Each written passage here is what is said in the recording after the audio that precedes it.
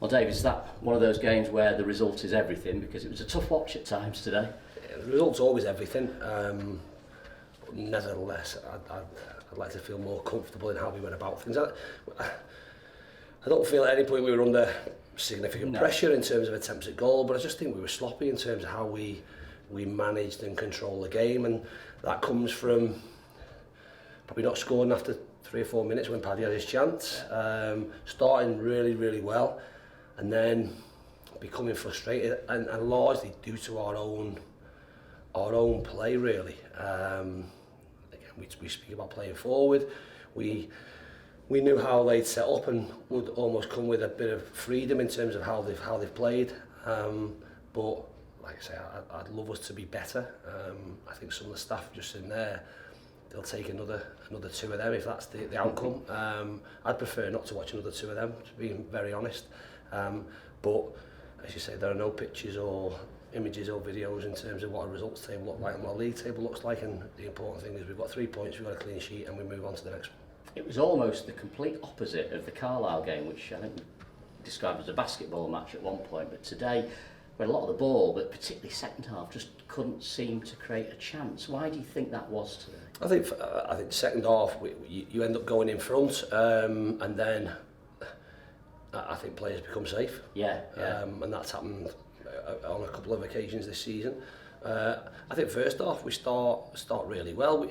We have a different dynamic with what's out the team, and I think you look at the occasions we played forward, then even with our counter press, we then never made opportunities where we made situations and we let ourselves down with a pass, and they were simple passes, and if you get them right, that then results in either a cross or a ball or attempt at goal. We didn't do that. We then end up with our back 3 not playing forward enough, and more often not playing backwards, and then that builds a frustration within the ground. And as I've said previously, it's our responsibility to keep them in the game and keep them in the game in a positive way. You do that by playing forward, not riskily, but we could have been more progressive with how we went about it, and that was really the case through the majority of the game. After that, we got a goal, a great goal from playing forwards. Huss steps in and we play a good ball forward, and Tanzo gets us a goal, which was massively important just before half time. And the second half became a bit safe, and looked a bit of an edgy team that we're desperate to win. Listen, we have to park that, and we've won, but we need to be better in terms of what we have coming up. As you said, the big positive today, I guess, is the performance of Tanzo Olafi, because without Carl Wotton, you've got to find another way to play, a different dynamic, as you describe it. And I thought Tanzo, he led the line really well today, and what a goal. I mean, it's come out of nowhere, and it needed that moment of quality of the game. Yeah, it's just, T is everything's very 100 mile an hour, and there were occasions where he started the game brilliantly in terms of getting down the side a couple of times. Probably a bit honest, a couple of times he maybe could have gone down and he might got a penalty on a different day. But it's coming from, I suppose it's being able then to sort of lower the gears a little bit and make sure he's secure in his touch and things like that he'll get by playing, and like I say, he'll get the opportunity to play with what's being out. But as a forward, you'll be judged on goals and you'll be judged on assists and efficiency and what you create, and just with his willingness to chase lost causes and be a nuisance, and he's honest as the day is long sort of thing, then he'll get himself chances, and the more he puts them away, the more his confidence will build, and that will only benefit everyone. In terms of Carl Wotton, are you able to put a time scale on whether we'll see him again this season, or is it still a case of it's in the hands of the medics? Wotton's going to have surgery on Friday next week, and listen, the most innocuous injury you've ever seen, and if you asked him, he'd probably want to play, but if he was to play, we'd be putting him at risk, and we can't do that as a professional football club, and we wouldn't ask him to do that. From nothing, listen, the way it will work with what the surgery he has to have done, it is a little bit open in terms of going into his knee and seeing what's there. So as crazy as this might sound, he could be 6 to 8 weeks. Yeah. he unfortunately could be 4 months, and that means that he potentially won't miss the start of next season, which is something that no one would have envisaged. And listen, he's really disappointed. I used him as I suppose an example in terms of speaking to the players before the game with what he's given us this year. There's almost extra motivation for us, because he's never experienced a promotion, and he now doesn't have the opportunity to be involved when he's been an integral member of our team throughout the season. So we've got to go and take that baton on for him and make sure that he has something, that his season, although it ends on disappointment for him personally, can end on, I suppose, a massive high in terms of what we achieve as a team. That's well said. And Will Collar today looked a nasty one.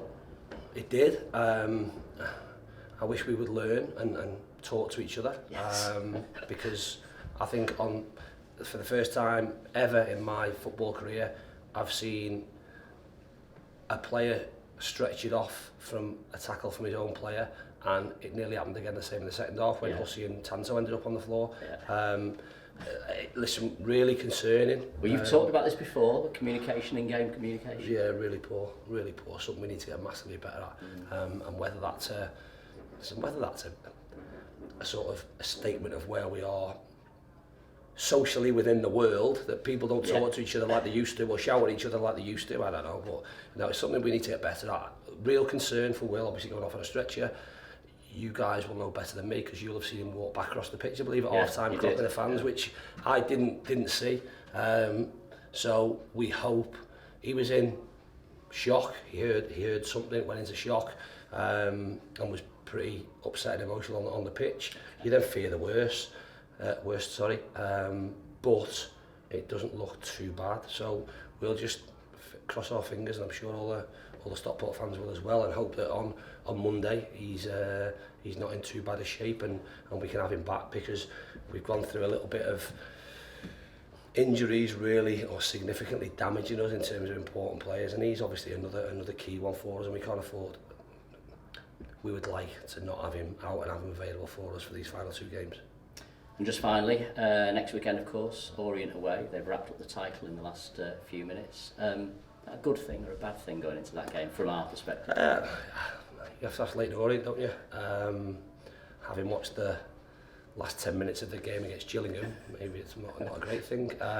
Listen, they've got a big part to play in terms of their last 3 games, and then they go to Mansfield on Tuesday, then play us, and then they go to Bradford. So, excuse me. So the effect they have in terms of the teams they play at the top of the league is it is what it is.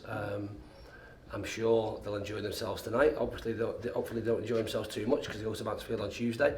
I'd love them to enjoy themselves on next Friday and have a right good night, and then obviously the following weekend make sure they behave properly and go to Bradford and put in a performance.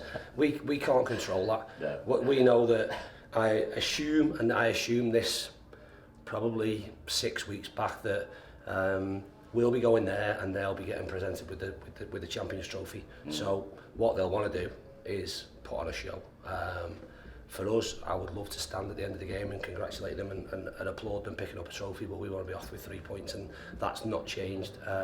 So our focus, like I say, will be on going there and winning a game of football, and then they can enjoy themselves as much as they want after that. It's 11 unbeaten, another clean sheet today. Well done, Dave. Cheers, John. Thank you.